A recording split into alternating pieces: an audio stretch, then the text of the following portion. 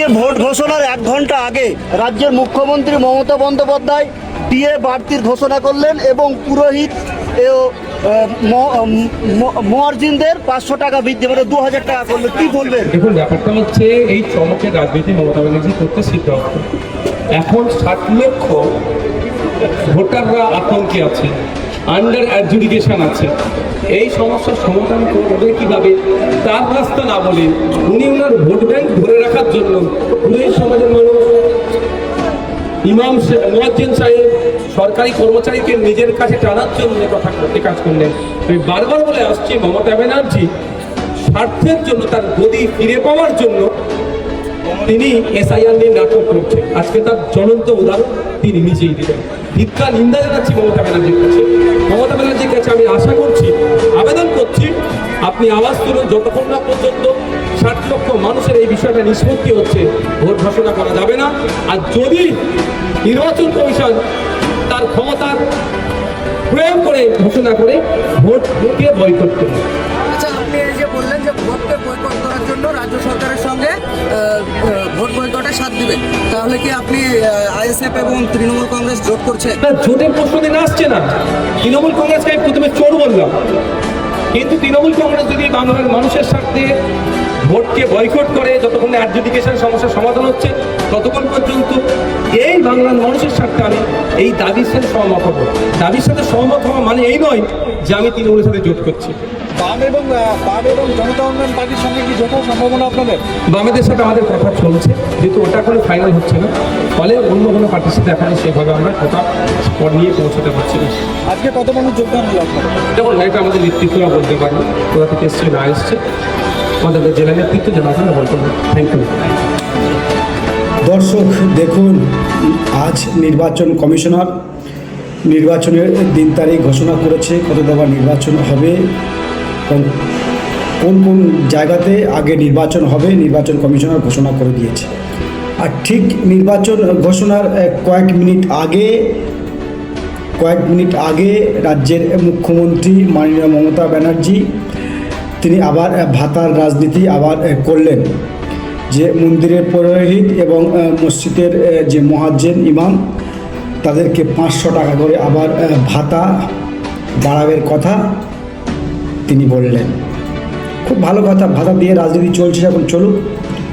তো আমরা ভাতা নিয়ে কথা বলতাম না, বেসিক্যালি ভাতাটা রাজ্যে ভাতা দিয়ে রাজ্য চলছে। তো আমাদের প্রশ্ন, ঠিক নির্বাচন ঘোষণার আগে মুখ্যমন্ত্রী তার ভাতা যে বৃদ্ধি পাচ্ছে তা ঘোষণা করলেন, কিন্তু আমাদের বক্তব্য অন্য জায়গায়। আমাদের বক্তব্য খুবই ক্লিয়ার, খুবই পরিষ্কার। আমাদের বক্তব্য অন্য জায়গায়, যেখানে 60 লক্ষ বা 65 লক্ষ মানুষ যাদেরকে ভোটার লিস্টে বিচারাধীন ব্যাপারে রেখেছে ইলেকশন কমিশনার, তো সেই 65 লক্ষ বা 60 লক্ষ মানুষের কথা একবারও মুখ্যমন্ত্রী চিন্তা করলো না, একবারও তাদের কথা আলোচনা করলো না। 60 লক্ষ কিংবা 65 লক্ষ মানুষ তারা ভোট দিতে পারবে কি আদবি, সেদিকে কিন্তু লক্ষ্য আমরা রেখেছি, বা নিশ্চয়ই আপনারাও রেখেছেন। বিভিন্ন মিডিয়াতে আলোচনা হচ্ছে, বিভিন্ন জায়গাতে সমালোচনা হচ্ছে। তো আমাদের বক্তব্য খুবই ক্লিয়ার, 60 লক্ষ বা 65 লক্ষ যাদেরকে বিচারাধীন ব্যাপারে রেখেছে ইলেকশন কমিশনার, আর বিচারাধীন ব্যাপারে রেখে নির্বাচন ঘোষণা করে দিয়েছে। হতে পারে নির্বাচন ঘোষণা করেছে, তাদের মনে হয়েছে তারা ঘোষণা করেছে, কিন্তু আমাদের বক্তব্য রাজ্যের সিএম তিনি এ ব্যাপারে কথা বললেন না, যে 65 লক্ষ মানুষ তারা ভোট দিতে পারবে কি আদৌ, যদি ভোট দেয় কীভাবে ভোট দেবে, বা তাদের জন্য কি ব্যবস্থা করা হচ্ছে সংবাদ মাধ্যমকে একবারও তিনি জানায়নি। কেন? আমাদের প্রশ্ন, কেন তাদের ভোটে তো মুখ্যমন্ত্রী 11 সাল থেকে 26 সাল পর্যন্ত সরকারে রয়েছে, তাহলে 60 লক্ষ বা 65 লক্ষ মানুষের কথা একবারও চিন্তা করেনি, নাকি আলাদা কোনো চিন্তা ভাবনা করে রেখেছে? আদৌ কি তারা ভোট দিতে পারবে? তাই তো আওয়াজ উঠেছে, নওশাদ সিদ্দিকীরা তারা আওয়াজ তুলেছে। আজকে নওশাদ সিদ্দিকীর দলে তৃণমূল ছেড়ে অনেকে জয়েন করেছে। নওশাদ সিদ্দিকী সাহেব বক্তব্য রাখতে গিয়ে তিনি এ কথাগুলো বলেছেন, আর বিরোধী দলের রয়েছে, বলাটা স্বাভাবিক, তারা বক্তব্য তিনি তো বলবেন। তো তিনি বলতে গিয়ে বলেছেন যে আগে ভোটার লিস্ট ঠিক করতে হবে, ভোটার অধিকার যে গণতন্ত্র প্রক্রিয়া তারা ভোট দিতে পারবে কি না সেটা ইলেকশন কমিশনারকে আগে বলতে হবে, আর সিএমকে বলতে হবে, তারপর কিন্তু মানুষ ভোট দেবে।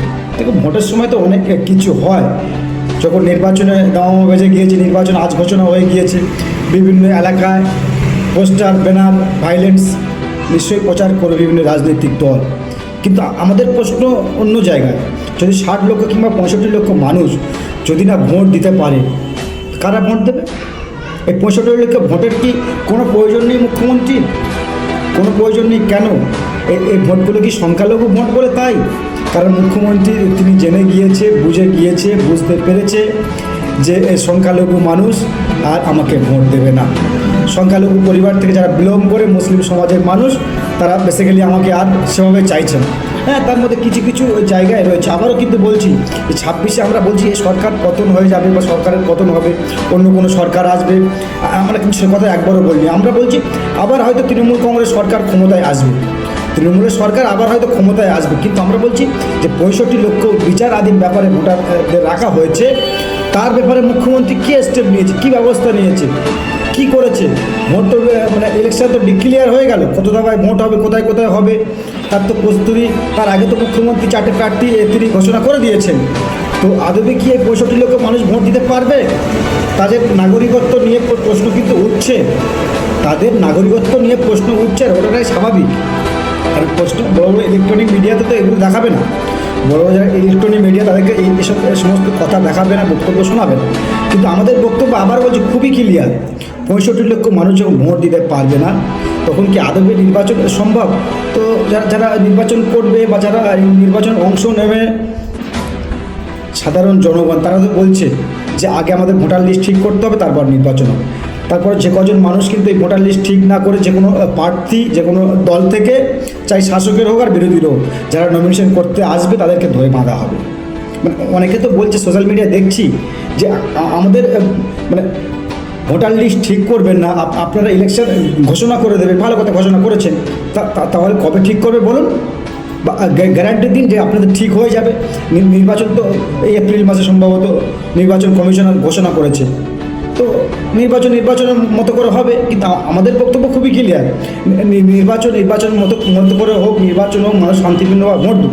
কিন্তু এই 60 লক্ষ বা 65 লক্ষ ভোটার যাদেরকে ডিনাগরিক করে দেওয়ার চিন্তা ভাবনা ইলেকশন কমিশনের, তো সবসময় তো দিদি বলে সংখ্যালঘুদের মাসিয়া, এই হঠাৎ করে দেখলেন না ইমাম ভাতা, মুয়াজ্জিন ভাতা, তারপরে পুরোহিত ভাতা বাড়িয়ে দিলে 500 টাকা করে। আসলে ভিক্ষা দিয়ে তো রাজ্যে চলছে, কিন্তু আমাদের আজকের টপিক ওটা নিয়ে নয়। আজকের টপিক, আজ 60 লক্ষ মানুষ ভোট কি দিতে পারবে না? তারা কি গণতন্ত্র প্রক্রিয়া, তারা কি ভোট দিতে পারবে না? কারণ সাধারণ মানুষ তারা বলছে ইলেকশন কমিশনার যখন এদিক দিয়ে দেখছে না, রাজ্যের সিএমও দেখছে না আমাদেরকে, তো আমরা ভোট বয়কট করবো। 65 লক্ষ মানুষের ভোট যেখানে মানে বিচারাধীন ব্যাপার রয়েছে, ভোট দিতে কি পারবে না সেটা বিচারাধীন ব্যাপার। তো তাহলে আমরা সবাই মিলে সর্বধর্ম ঐক্যভাবে আমরা ইলেকশন কমিশনার ঘেরাও করব, এবং রাজ্যের সিএমের যে দপ্তর রয়েছে নবান্ন, সেটাও ঘেরাও করবো। আর এটাই হওয়াটা স্বাভাবিক। দেখবেন এই ইলেকশন তো দামা বেজে গিয়েছে, আর এটাই হওয়া স্বাভাবিক। ওই দেবে নবান্ন ঘেরাও হয়েছে, কিন্তু আমাদের বক্তব্য খুবই ক্লিয়ার। আমরাও চাই যে শান্তিপূর্ণভাবে নির্বাচন হোক, আবারও তৃণমূল কংগ্রেস ক্ষমতায় আসুক, কারণ বিরোধী কোনো অপশান নেই। আবারও বলছি, চতুর্থবারের জন্য আবার হয়তো অনেক সিট নিয়ে ক্ষমতায় আসবেন।